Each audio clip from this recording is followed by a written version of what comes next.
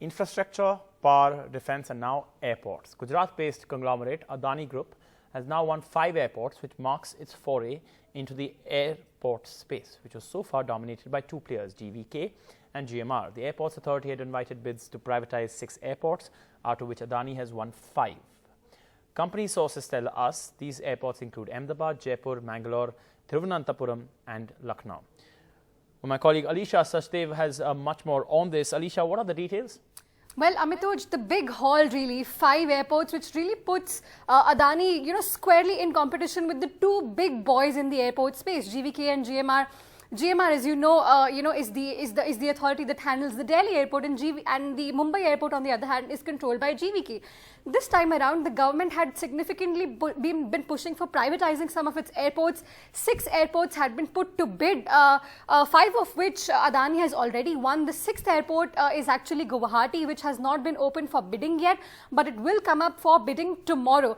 Now, if company sources are to be believed, the bids that Adani actually put up were more than double of its competitors like GMR. Now, this is a big move because Adani Group is a conglomerate which has so far not been initiated into the in the airport space at all.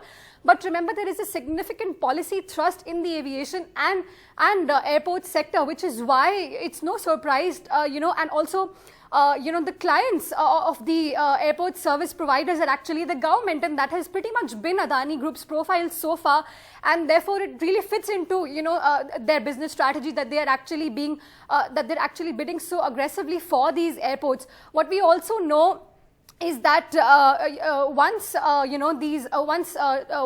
actually takes control of these airports, they will be maintaining these airports for the next 50 years. So this is really a long-term project, again fitting into Adani Group's strategy, and it will serve them really well. And also, one significant thing to really mention is that the government had been trying to bring in new players which had not been initiated into the airport space, and it did so by making the bidding criteria only based on financials, which is really how much the airline bids in the per passenger fee.